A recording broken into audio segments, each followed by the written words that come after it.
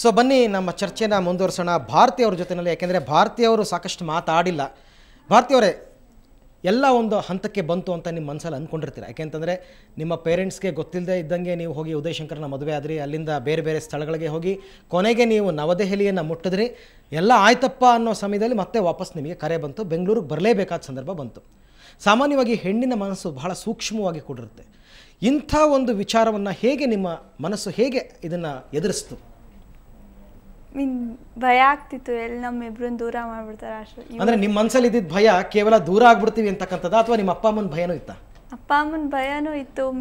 ಅವ್ರು ಹೆಂಗಿರ್ತಾರೆ, ಏನು ಫೇಸ್ ಮಾಡ್ತಾರೆ, ಇವ್ರು ಧೈರ್ಯ ಹೇಳ್ತಿದ್ರು, ಏನು ಆಗಲ್ಲ, ಎಲ್ಲ ಸರಿ ಹೋಗುತ್ತೆ, ಎಲ್ಲ ಒಂದಾಗ್ತೀವಿ. ಸೊ ಉದಯ್ ಶಂಕರ್ ಅವರೇ ನಿಮಗೆ ಧೈರ್ಯ ತುಂಬ್ತಾ ಇದ್ರು ಹಾಗಾದರೆ. ಆದರೂ ಕೂಡ ನಿಮ್ಮ ಮನಸ್ಸಿನಲ್ಲಿ ಎಲ್ಲಾದರೂ ಒಂದು ಕಡೆ ಆಲೋಚನೆ ಬಂದಿತ್ತಾ, ನಾವು ಮಾಡಿದ್ದೆಲ್ಲ ತಪ್ಪಾಯಿತು, ಹೀಗೆ ಮಾಡಬಾರ್ದಾಗಿತ್ತು ಅಂತ ಯಾವಾಗಲಾದ್ರೂ ನಿಮಗೆ ಅನ್ನಿಸ್ತಾ? ಅನ್ನಿಸ್ಲಿಲ್ಲ, ನೀವು ಮಾಡಿದ್ದು ಸರಿ ಅಂತ ಅನ್ನಿಸ್ತು. Very good. ಉದಯ್ ಶಂಕರ್, ನೀವು ಹೇಳಿ. ಈಗ ಆಯಿತು, ಕೋರ್ಟಿಗೆ ಬಂದ್ರಿ ನೀವು ಅವತ್ತು. ಕೋರ್ಟಿಗೆ ಬಂದ ಮೇಲೆ ಕೋರ್ಟ್ನಲ್ಲಿ ಏನಾಯಿತು? ಕೋರ್ಟ್ನಲ್ಲಿ ಅಂದರೆ ಅವ್ರ ಪೇರೆಂಟ್ಸ್ ಎಲ್ಲ ಬಂದು ಅವ್ರ ಹತ್ರ ಮಾತಾಡ್ತಾ ಈ ಥರ ಬಂದ್ಬಿಡು, ಈ ಥರ ಬೇಡ, ಈ ರೀತಿನೇ ಕನ್ನಡ. ನೀವು ಕೋರ್ಟ್ಗೆ ಹೋದ ತಕ್ಷಣ ಪೇರೆಂಟ್ಸ್ ಬಂದಿದ್ರು, ಅಲ್ಲೇ ಇದ್ರು, ಎಲ್ಲರೂ ಪೇರೆಂಟ್ಸ್ ಬಂದು ಇವ್ರ ಹತ್ರ ಮಾತಾಡ್ತಾ ಇದ್ರು. 1 hour ಅಲ್ಲಿ ಅದನ್ನೇ ಮಾತಾಡ್ತಾ ಇದ್ದಿದ್ದು. ಈ ಥರ ಕನ್ವಿನ್ಸ್ ಮಾಡ್ತಿದ್ರು, ಬಂದ್ಬಿಡಿ, ಬೇಡ, ಈ ಥರ ಬರ್ತೀವಿ, ಬಂದ್ಬಿಡು ವಾಪಸ್ಸು, ಈ ಥರ ಅಂತ. ನಾನು ಅಲ್ಲಿ ಎಲ್ಲರಿಗೂ ಹೇಳಿದೆ, ಈ ಥರ ನೀವು ಮದುವೆ ಮಾಡ್ಕೊಂಡು ಕೊಡಿ, ಮುಂದೆ ನಮಗೇನು ಬೇಕಾಗಿಲ್ಲ, ನನಗೆ ನಿಮ್ಮ ಮಗಳನ್ನ ನಾನು ಮದುವೆ ಮಾಡ್ಕೊಂಡಿದ್ದೀನಿ, ಮತ್ತೇನೇ ಕರಿತಿದ್ದೀರಾ, ಕರ್ಕೊಂಡಾಗ ಏನು ಮಾಡ್ತೀರಾ, ಇನ್ನೊಂದು ಮದುವೆ ಮಾಡಿಸ್ತೀರಾ, ಆ ಥರ ಏನಕ್ಕೆ ಮಾಡ್ತೀರಾ, ಆಲ್ರೆಡಿ ನನ್ನ ಜೊತೆ ಇದ್ದಾಳೆ, ಮದುವೆ ಮಾಡ್ಕೊಂಡಿದ್ದಾಳೆ, ಆ ಥರ ಏನಕ್ಕೆ ನಿಮ್ಗೆ ಕರ್ಕೊಂಡೋಗಿ ಆ ಥರ ಮಾಡಿಸೋದು ಅನ್ನೋ ಥರ ಎಲ್ಲ ಕೇಳ್ಕೊತಿದ್ದೆ. ಎಲ್ಲರ ಹತ್ರನೂ ಕೇಳಿದೆ ನಾನು, ನಿಮ್ಮ ಮಗಳನ್ನ ಏನಿದೆಯೋ ಅದು ನಮ್ಗೆ ಕೊಟ್ಬಿಡಿ, ಏನಕ್ಕೆ ಈ ಥರ ಕೇಸ್ ಹಾಕೋದೇನಕ್ಕೆ, ಸರಿ ನಿಮ್ಮ ಮಗಳು ನಿಮಗೇನೆ ತೊಗೊಳ್ಳಿ, ನೀವು ಲೈಫ್ ಕೊಟ್ಟಿದ್ದೀರಾ, ನೀವೇ ಇಟ್ಕೊಳ್ಳಿ ಅನ್ನೋ ಥರನೇ ಹೇಳ್ತಿದ್ರು. ಆದರೆ ಕೇಸ್ ಏನಕ್ಕೆ ಹಾಕಿದ್ರಿ ಅಂತ ಹೇಳಿದಕ್ಕೆ ನಮ್ಮ ಮಗಳು ಬೇಕು, ನಾನು ಕರ್ಕೊಂಡು ಹೋಗ್ತೀನಿ ಅನ್ನೋ ಥರ. ಅಂದರೆ ಅವರ ಪೋಷಕರಲ್ಲೂ ಕೂಡ ಒಂದು ದ್ವಂದ್ವ ಇರುತ್ತೆ, ಏನು ಮಾಡಬೇಕು. ಯಾಕೆಂದರೆ ನಿಮ್ಮಿಬ್ಬರ ಮನಸ್ಸಿನಲ್ಲಿ ಮುಂದಿನ ಭವಿಷ್ಯದ ಬಗ್ಗೆ ಹೇಗೆ ಪ್ರಶ್ನೆ ಇರುತ್ತೋ, ಕ್ವಶನ್ ಮಾರ್ಕ್ ಇರುತ್ತೋ, ಅವ್ರಿಗೂ ಆ ಸಡನ್ನಾಗಿ ಏನು ಮಾಡಬೇಕು ಅಂತ ಗೊತ್ತಾಗಿರಲ್ಲ. ಓಕೆ, ಬಿಗಿನಿಂಗ್ನಲ್ಲೇ ಅವ್ರು ಕಂಪ್ಲೇಂಟ್ ಕೊಟ್ಟರು, ಅವ್ರಿಗೂ ಕೂಡ ಆ ಸಂದರ್ಭದಲ್ಲಿ ಏನು ಮಾಡಬೇಕು ಅಂತ ಗೊತ್ತಾಗಿರಲ್ಲ ಪಾಪ. ಒಂದು ಉದ್ವೇಗದಲ್ಲಿ ಹೋಗ್ಬಿಟ್ಟು ಅವ್ರು ಕಂಪ್ಲೇಂಟ್ ಕೊಟ್ಬಿಡ್ತಾರೆ. ಹಾಗಾಗಿ ಆ ದ್ವಂದ್ವ ನಿಮ್ಗೆ ಕಾಣಿಸ್ತು ಅಲ್ಲಿ. ಆಮೇಲೆ ಕಂಪ್ಲೇಂಟ್ ಕೊಟ್ಟ ಮೇಲೆ ನಾನು ಕೇಳಿದ್ವಿ, ಈ ಥರ ಕೋರ್ಟಲ್ಲೇ ಕೇಳಿದೆ, ಈ ಥರ ಎಲ್ಲರನ್ನೂ ಕೇಳಿದ್ದಕ್ಕೆ, ಇಲ್ಲ ನಮ್ಮ ಕ್ಯಾಸ್ಟಲ್ಲಿ ನಾವು ಈ ಥರ ಆಗೋದಿಲ್ಲ, ನೀವು ಬಂದು ನನ್ನ ಹತ್ರ ಮಾತಾಡಬೇಡಿ ಅನ್ನೋ ಥರ ಹೇಳಿದ್ರು. ಸರಿ ಆಯ್ತು ಅಂದ್ಬಿಟ್ಟು ನಾನು ಏನೂ ಮಾತಾಡಲಿಲ್ಲ. ನಾ ಮಾಡಿರೋದು ನಿಜ ಆದರೆ ಯಾರು ಹೇಳ್ಬೇಕು ಅವ್ರು ಹೇಳಿ ಹೇಳ್ತಾರೆ. ಕೋರ್ಟ್ ಒಳಗಡೆ ಏನಾಯಿತು? ಕೋರ್ಟ್ ಒಳಗಡೆ ಇವ್ರನ್ನ ಫಸ್ಟ್ ಕೇಳಿದ್ರು, ಈ ಥರ ಏನಮ್ಮ ನೀನು ಈ ಥರ ಉದಯನ ಮದುವೆ ಮಾಡ್ಕೊಂಡಿದ್ದು ನಿಜನ, ಏನು ಕಿಡ್ನಾಪ್ ಮಾಡಿದ್ರೆ ಏನು ಅಂತ. ಅವಾಗ ಇವ್ರು ಹೇಳಿದ್ರು, ಈ ಥರ ಇಲ್ಲ ನಾನು ಮದುವೆ ಮಾಡ್ಕೊಂಡಿದ್ದು ನಿಜ. ಆಮೇಲೆ ನನ್ನ ಕೇಳಿದ್ರು, ಹೌದು ನೀವೇನು ಮಾಡ್ಕೊಂಡಿದ್ದೀರಾ ಅಂತ. ನಾನು ಈ ಥರ ಆರ್ಮಿನಲ್ಲಿ ವರ್ಕ್ ಮಾಡ್ತಿದ್ದೀನಿ ಅಂತ ಹೇಳಿದ್ದಕ್ಕೆ, ಅಲ್ಲಿ ಕಂಪ್ಲೇಂಟಲ್ಲಿ ಬಂದ್ಬಿಟ್ಟು ಏನೋ ಕೂಲಿ ಕೆಲಸನ ಏನೋ ಮಾಡ್ಕೊಂಡಿದ್ದೀನಿ ಅನ್ನೋ ಥರ ಕಂಪ್ಲೇಂಟ್ ಕೊಟ್ಟಿದ್ದು. ಆವಾಗ ಜಡ್ಜು ಅದು ನೋಡ್ಬಿಟ್ಟು ಏನೋ ಈ ಥರ ಏನು ಕೆಲಸ ಅಂತ ಹೇಳಿದ್ದಕ್ಕೆ, ಈ ಥರ ಕೆಲಸ ಹೇಳಿದ್ದೀರಾ ಏನಿದು ಅಂತ ಕೇಳಿದ್ದಕ್ಕೆ, ಆರ್ಮಿನಲ್ಲಿ ಇದ್ದಾನೆ ಸೋಲ್ಜರ್, ಏನು ವರ್ಕ್ ಮಾಡ್ತಿದ್ಯಾ ಅಂತ ಕೇಳಿದ್ದಕ್ಕೆ ಸೋಲ್ಜರ್ ಅಂತ ಹೇಳಿದೆ. ಅದಕ್ಕೆ ಹೌದಾ ಇನ್ನೇನಪ್ಪ ಬೇಕು ನಿಮಗೆ, ಈ ಥರ ಒಬ್ಬರು ಅಳಿಯ ಸಿಕ್ಕಿರಬೇಕಾದ್ರೆ ಚೆನ್ನಾಗಿರಲಿ ಬಿಡು ಅಂತ ಹೇಳಿದ್ರು. ಅದಕ್ಕೆ ಇಂಥ ಕರ್ಕೊಂಡೋಗಿ ಏನು ಮಾಡ್ತೀರಾ ಅಂತ ಕ್ವಶನ್ ಕೇಳಿದ್ರು. ಇನ್ನೊಂದು ಮದುವೆ ಮಾಡಿಸ್ತೀರಾ ಅಂತಲೂ ಕ್ವಶನ್ ಕೇಳಿದ್ರು. ಆಮೇಲೆ ನಿಮ್ಮ ಮೇಲೇ ಕೇಸ್ ಆಗೋದು, ನೀವೇನೇ ಜೈಲಿಗೆ ಹೋಗೋದು, ಆ ಥರ ಮಾಡಿದ್ರೆ ನೀವೇ ತಾನೇ ಮಗಳನ್ನ ಲೈಫ್ ಹಾಳು ಮಾಡ್ತಿರೋದು. ಅವಾಗ ಅವ್ರು ಡ್ಯಾಡಿ ಹೇಳಿದ್ರು, ನಮ್ಮ ಸಮಾಜ ಈ ಥರ ಒಪ್ಕೊಳೋದಿಲ್ಲ ಅಂತ. ಆಮೇಲೆ ಸರಿ ಅಂದ್ಬಿಟ್ಟು ಸರಿ ಅಲ್ಲಿಗೆ ಬ್ರೇಕ್ ಆಗಿರೋದು.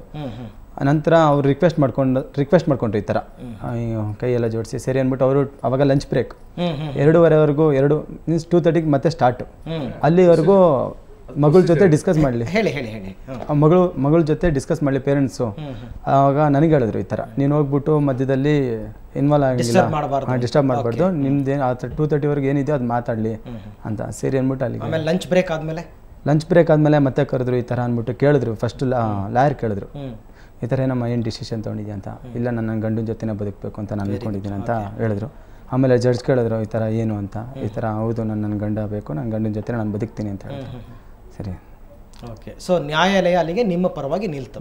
ಓಕೆ ಅರವಿಂದ್, ಸಾಮಾನ್ಯವಾಗಿ ಇಂಥ ಕೇಸ್ಗಳು ನ್ಯಾಯಾಲಯದ ಮುಂದೆ ಬಂದಾಗ ವಾದ ಪ್ರತಿವಾದಗಳು ಏನೇ ಆಗಬಹುದು, ಜಡ್ಜ್ ಆದವರು ಯಾವ ಆಧಾರದ ಮೇಲೆ ತೀರ್ಮಾನ ಕೊಡ್ತಾರೆ, ಏನು ಅವರು ಫಸ್ಟ್ ಅವ್ರ ಯೋಚನೆಗೆ ಬರ್ತಕ್ಕಂಥದ್ದು ಏನು? ಫಸ್ಟ್ ಯೋಚನೆ ಏನು ಬರುತ್ತೆ ಅಂದರೆ ಅವರಲ್ಲಿ ಇವರು ಮುಂದೆ ಪ್ರೊಡ್ಯೂಸ್ ಮಾಡ್ತಾರೆ ಕೋರ್ಟಲ್ಲಿ.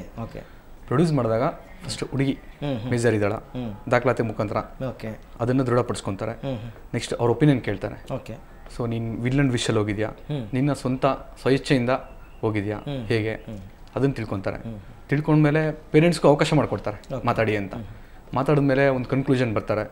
ಸೊ ಹಾಗೇನಾದರೂ ಮೈಂಡ್ ಡೈವರ್ಟ್ ಆಗಿ ನನ್ನ ಪೇರೆಂಟ್ಸ್ ಜೊತೆ ಇರ್ತೀನಿ ಅನ್ನೋ ಕೆಲವು ಸನ್ನಿವೇಶಗಳು ಇರುತ್ತೆ. ಸೊ ಪೇರೆಂಟ್ಸ್ ಜೊತೆ ಮಾತಾಡಲಿ, ಅವ್ರ ಸೆಂಟಿಮೆಂಟ್ಸು ಏನು ತಿಳ್ಕೊಳೋದು ಅಂತ ಅವಕಾಶ ಕೊಡುತ್ತೆ.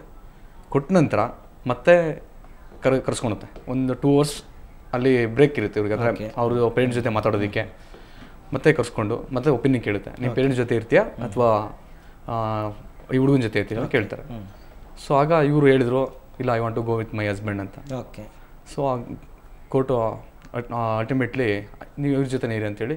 ಸೊ ಇವ್ರದ್ದು ಆರ್ಮಿಯಲ್ಲಿದ್ದಾರೆ, ID ಕಾರ್ಡ್ ಎಲ್ಲ ನೋಡಿ, ಸೊ ಈಸ್ ಕೇಪಬಲ್ ಅಂತೇಳಿ ಸಾಕ್ತಾನೆ. ಅಂದರೆ ಆದೇಶವನ್ನು ಕೊಟ್ಟ ನಂತರ ಒಂದು ಆದೇಶದ ಪ್ರತಿ ಬರುತ್ತಾ? ಪ್ರತಿ ಬರುತ್ತೆ. ಅಂದರೆ ಅದು ಕೊಡ್ತಾರೆ, ಆಗಲೇ ಸಿಗೋದಿಲ್ಲ ಅದು.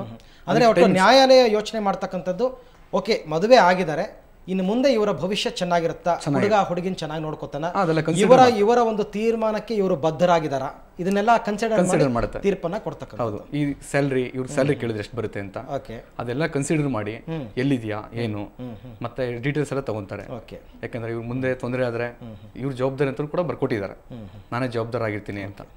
ಸೊ ಅದೆಲ್ಲ ಕನ್ಸಿಡರ್ ಮಾಡಿ ಇವ್ರಿಗೆ ಸಾಕೋದಕ್ಕೆ ಯೋಗ್ಯರು, ಇವ್ರು ಸಾಕ್ತಾನೆ, ಮುಂದೆ ಚೆನ್ನಾಗಿರ್ತಾರೆ ಅನ್ನೋ ಒಂದು ಪಾಯಿಂಟ್ ಮೇಲೆ ಅವರು ಆ ಥರ ಆದೇಶವನ್ನು ಕೊಟ್ಟಿದ್ದಾರೆ. ಓಕೆ ಭಾರತಿ, ನಾನು ಅವಾಗಲೇ ಕೇಳಿದೆ, ನಿಮಗೆಲ್ಲಾದರೂ ಒಂದು ಸರ್ತಿ ನಿಮಗೆ ನಾನು ತಪ್ಪು ಮಾಡಿದೆ ಅಂತ ಅನ್ನಿಸ್ತಾ ಅಂತಂದ್ಬಿಟ್ಟು ನೀವು ಇಲ್ಲ ಅಂತಂದರೆ, ಈಗಲೂ ಕೂಡ ನಿಮ್ಮ ಪೇರೆಂಟ್ಸ್ಗಳು ಅದೇ ಯೋಚನೆಯಲ್ಲಿರಬಹುದು, ನನ್ನ ಮಗಳು ನಮ್ಮ ಕೈ ಬಿಟ್ಟು ಹೋದ್ಲು, ನಾವು ಇಷ್ಟಪಡದೇ ಇರೋ ವ್ಯಕ್ತಿನ ಅವಳು ಮದುವೆ ಆದರು ಅಂತಕ್ಕಂಥದ್ದು. ಸೊ ನಮ್ಮ ವಾಹಿನಿ ಮುಖಾಂತರ ಈಗ ಈ ಕಾರ್ಯಕ್ರಮನ ನಿಮ್ಮ ಅಪ್ಪ ಅಮ್ಮ ನೋಡ್ತಾ ಇರಬಹುದು, ನಿಮ್ಮ ಅಣ್ಣ ತಮ್ಮ ನೋಡ್ತಾ ಇರಬಹುದು. ಸೊ ನಮ್ಮ ವಾಹಿನಿ ಮುಖಾಂತರನೇ ನಿಮ್ಮ ಪೇರೆಂಟ್ಸ್ಗೆ, ನಿಮ್ಮ ಅಣ್ಣ ತಮ್ಮಂದರಿಗೆ ಏನು ಹೇಳೋದಕ್ಕೆ ಇಷ್ಟಪಡ್ತೀರಾ? ಏನಿಲ್ಲ, ಅಪ್ಪ ಅಮ್ಮ ಸಾರಿ, ನಮ್ಮಿಬ್ಬರನ್ನು ಒಪ್ಕೊಳ್ಳಿ.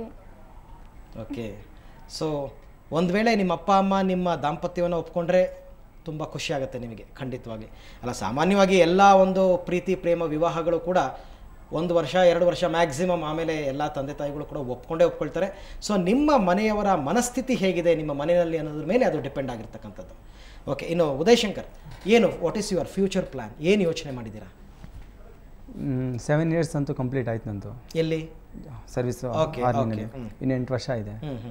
8 ವರ್ಷ ಬಂದ್ಬಿಟ್ಟು ಇವ್ರು ನನ್ನ ಜೊತೆ ಎಷ್ಟು ವರ್ಷ ಇರಿಸ್ಕೊಳಕ್ಕಾಗುತ್ತೆ ಅಷ್ಟು ವರ್ಷ ನಾನು ಅಲ್ಲಿ ಆರ್ಮಿಲಿ ನಾನು ಕ್ವಾರ್ಟರ್ಸ್ ಆ ಥರ ಇರಿಸ್ಕೊಳೋದು. ನಿಮ್ಗೆ ಅಲ್ಲೆಲ್ಲ ಅನುಕೂಲತೆ ಇದೆ. ನಾನು 8 ವರ್ಷ ಸರ್ವಿಸ್ ಆದಮೇಲೆ 15 years ಕಂಪ್ಲೀಟ್ ಆದಮೇಲೆ ನಾನು ಬೆಂಗಳೂರಲ್ಲೇ ಬಂದ್ಬಿಟ್ಟು ವರ್ಕ್ ಮಾಡ್ಕೊಂಡಿರೋ ಥರ ಪ್ಲ್ಯಾನು. ಓಕೆ, ಲೈಫ್ ಜೊತೆ. ಸೊ ಇವಾಗ ನೀವು ನ್ಯಾಯಾಲಯ ನಿಮ್ಮ ಪರವಾಗಿ ನಿಂತಿದೆ, ಯಾರು ಏನೇ ಮಾಡಲಿ, ಈಗ ನಿಮ್ಮ ಪೇರೆಂಟ್ಸ್ ಆಗ್ಬೋದು, ಭಾರತಿ ಪೇರೆಂಟ್ಸ್ ಆಗ್ಬೋದು, ಯಾರು ಏನೇ ಹೇಳಿದ್ರು ಕೂಡ ಅಲ್ಟಿಮೇಟ್ ಆಗಿ ನ್ಯಾಯಾಲಯನೇ ನಿಮ್ಮ ಮದುವೆಯನ್ನು ಸಿಂಧು ಅಂತ ಒಪ್ಕೊಂಡಿರೋದ್ರಿಂದ ನೀವಿಬ್ಬರು ಕೂಡ ಹ್ಯಾಪಿಯಾಗಿದ್ದೀರಾ ಹಾಗಾದರೆ. ಓಕೆ, ಇನ್ನೇನಾದರೂ ಒಂದು ರೀತಿಯಲ್ಲಿ ಎಲ್ಲಿಂದಾದರೂ ಒಂದು ತೊಂದರೆ ಬರುತ್ತೆ ಅಂತಕ್ಕಂಥ ಹೆದರಿಕೆ ಏನಾದರೂ ಇದೆಯಾ ನಿಮಗೆ? ಇಲ್ಲ, ಆ ಥರ ಏನಿಲ್ಲ. ಸೊ ಇನ್ನು ಮುಂದೆ ನೀವು ಖುಷಿಯಾಗಿರ್ತೀರ. ಓಕೆ ಅರವಿಂದ್, ಈಗಾಗಲೇ ಕೋರ್ಟಿಂದನೇ ಆದೇಶ ಬಂದಿರೋ ಪ್ರಕಾರ ಇವರಿಬ್ಬರ ಮದುವೆ ಸಿಂಧು ಅಂತ ಹೇಳಾಗಿದೆ. ಇನ್ನು ಮುಂದೆ ಇವ್ರಿಗೇನಾದರೂ ಯಾರಾದರೂ ತೊಂದರೆ ಕೊಡುವಂಥ ಪ್ರಯತ್ನವನ್ನು ಮಾಡಿದ್ರೆ, ಯಾಕೆಂದರೆ ನಾವು ಒಳ್ಳೆಯದು ಕೆಟ್ಟದ್ದು ಎರಡನ್ನೂ ಯೋಚನೆ ಮಾಡಬೇಕಾಗುತ್ತೆ, ಪ್ರಯತ್ನ ಪಟ್ಟರೆ ವಾಟ್ ನೆಕ್ಸ್ಟ್, ಇವ್ರು ಏನು ಸ್ಟೆಪ್ ತೊಗೋಬೇಕು ನೆಕ್ಸ್ಟ್? ಸ್ಟೆಪ್ಸ್ ತೊಗೊಂಡ್ರೆ ಅಂದ್ರೆ ಅವ್ರು ಹೇಳಿರೋ ಪ್ರಕಾರ ಅವ್ರು ಮಿಸ್ಸಿಂಗ್ ಕಂಪ್ಲೇಂಟ್ ಕೊಟ್ಟಿರೋದು ರದ್ದು ಮಾಡಬೇಕು ಅಂತ ಕೂಡ ಅವ್ರು ಬರ್ಕೊಟ್ಟಿದ್ದಾರೆ. ಅಂದರೆ ಅವ್ರ ಪೇರೆಂಟ್ಸ್ ಕೊಟ್ಟಿರೋದು ಅವ್ರ ಮುಖಾಂತರ ಪೊಲೀಸರು ಕೂಡ ಬರ್ಸ್ಕೊಂಡಿದ್ದಾರೆ. ಓಕೆ, ಮುಂದೆ ತೊಂದರೆ ಕೊಟ್ಟರೆ ಅವರೇ ತೊಂದರೆ, ಅಂದರೆ ಪೇರೆಂಟ್ಸ್ ಕಾರಣರಾಗಿರ್ತಾರೆ ಅಂತ ಅದೊಂದು ಹೇಳಿಕೆನೂ ಹೇಳಿದ್ದಾರೆ ಅವರು. ಓಕೆ, ಆ ಥರ ಅಂದರೆ ಈ ತೊಂದರೆ ಏನಾದರೂ ಆದರೆ ಅವು ಅಲ್ಟಿಮೇಟ್ಲಿ ಅವ್ರಿಗಿದ ಎಫೆಕ್ಟ್ ಆಗುತ್ತೆ. ಅಂದರೆ ಇನ್ನು ಮುಂದೆ ಇವರಿಬ್ಬರಿಗೂ ಕೂಡ ಕಾನೂನಿನ ಒಂದು ಇದು ಇದ್ದೇ ಇರುತ್ತೆ, ಪ್ರೊಟೆಕ್ಷನ್ ಇದ್ದೇ ಇರುತ್ತೆ. ಹೌದು. ಓಕೆ, ಇನ್ನು ಉದಯ್ ಶಂಕರ್, ಭಾರತೀಯನೋ ಅವ್ರ ಪೇರೆಂಟ್ಸ್ಗೆ ಒಂದು ಕರೆಯನ್ನು ಕೊಟ್ಟರು. ಸೊ ನಿಮ್ಮ ಅತ್ತೆ ಮಾವನಿಗೆ ನೀವೇನು ಕರೆ ಕೊಡ್ತೀರಾ? ಅತ್ತೆ ಮಾವನಿಗೆ ಅಂದರೆ ಇದೇನೇ ಹೇಳೋದು, ನಾವು ಅಂದರೆ ಕರ್ಕೊಂಡೋಗಿ ಮದುವೆ ಮಾಡಿಸ್ಬೇಕು ಅಂತ ಅಂದ್ಕೊಳೋದು ಮತ್ತು ಕ್ಯಾಸ್ಟ್ ಅಂತ ಅಂದ್ಕೊಳೋದನ್ನ ಬಿಟ್ಟು ನಮ್ಮಿಬ್ಬರನ್ನೂ ಒಪ್ಕೊಂಡು ಅಂದರೆ ಏನು ಅಳಿಯ ಏನು ನಮ್ಮನೆ ಮಕ್ಕಳು ಅಂತ ಅಂದ್ಕೊಂಡು ಅವ್ರು ಒಪ್ಕೊಂಡು ನಿಮ್ಮಿಬ್ಬರನ್ನ ಕರೆದ್ರೆ ಖುಷಿಯಾಗಿ ಅವ್ರ ಮನೆಗೆ ಹೋಗ್ತೀರಾ ಹಾಗಾದರೆ? ಹಾಂ, ಖುಷಿಯಾಗಿ. ಓಕೆ, ಸಾಮಾನ್ಯವಾಗಿ ಕೋರ್ಟ್ನ ಒಂದು ಆದೇಶ ಅಂತಕ್ಕಂಥದ್ದು ಪ್ರಶ್ನಾತೀತವಾಗಿರುತ್ತೆ, ಆದರೆ ಕೋರ್ಟ್ನ ಆಲೋಚನಾ ಲಹರಿ ಕೂಡ ಇಲ್ಲಿ ಪ್ರಶ್ನಾತೀತ ಅಂತಕ್ಕಂಥದ್ದು ಸಾಬೀತಾಗಿದೆ. ಯಾಕೆಂತಂದರೆ ಕೋರ್ಟ್ ಯೋಚನೆ ಮಾಡ್ತಕ್ಕಂಥದ್ದು ಕೂಡ ಜನಗಳ ಒಳಿತಿಗೋಸ್ಕರನೇ ಯೋಚನೆ ಮಾಡುತ್ತೆ.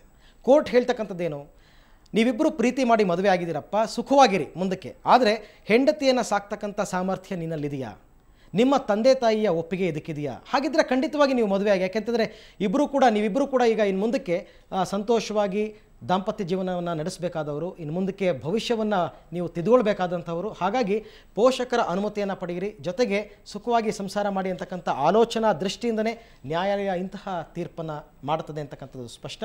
ಸೊ ಕಾರ್ಯಕ್ರಮಕ್ಕೆ ಬಂದು ನಿಮ್ಮ ಮನಸ್ಸಿನ ತುಮುಲ ಮತ್ತು ನಿಮ್ಮ ಅನಿಸಿಕೆ ಅಭಿಪ್ರಾಯಗಳನ್ನ ಹಂಚಿಕೊಂಡಿದ್ದೀರಾ. ತಮ್ಮ ಮೂವರಿಗೂ ಕೂಡ ಸುವರ್ಣ ನ್ಯೂಸ್ ಪರವಾಗಿ ಧನ್ಯವಾದಗಳು.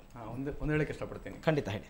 ಈ ಕೋರ್ಟ್ ಏನು ಆರ್ಡರ್ ಕೊಟ್ಟಿದೆ, ಸೊ ಅದು ಹುಡುಗಿಯ ಆಯ್ಕೆ ಕರೆಕ್ಟ್ ಆಗಿದ್ರೆ, ಓಕೆ, ಅಂದರೆ ಆಯ್ಕೆ ವಯಸ್ಸು ಮತ್ತು ಹುಡುಗ ಸಾಕ್ಬಲ್ಲ ಅಂತ ಒಳ್ಳೆ ಪೊಸಿಷನ್ ಇದ್ದಾನೆ, ಮುಂದೆ ನಾನು ಸಾಕ್ತಾನೆ ಅನ್ನೋ ಒಂದು ಇದ್ರೆ ಎಂಥವ್ರಿಗೂ ಪ್ರೀತಿಗೆ ನೀವು ಟೈಟ್ಲ್ ಕೊಟ್ಟಂಗೆ ಪ್ರೀತಿಗೆ ಜೈ ಅಂತಕ್ಕಂಥದ್ದು ಅದನ್ನು ನ್ಯಾಯಾಲಯ ಕೂಡ ಈ ಸರ್ತಿ ಸಾಧಿಸಿ ತೋರಿಸಿದೆ. ಹಾಗೆಯೇ ನ್ಯಾಯಾಲಯದ ಆದೇಶ ಕೂಡ ಪ್ರೀತಿಗೆ ಜೈ ಅನ್ನೋ ಹಾಗೆ ಇದೆ. ಸೊ ವೀಕ್ಷಕರೇ, ಇದು ಇವತ್ತಿನ ವಿಶೇಷ. ಕ್ಷಣ ಕ್ಷಣದ ಸುದ್ದಿಗಾಗಿ ಸುವರ್ಣ ನ್ಯೂಸ್ 24/7 ನೋಡ್ತಾ ಇರಿ.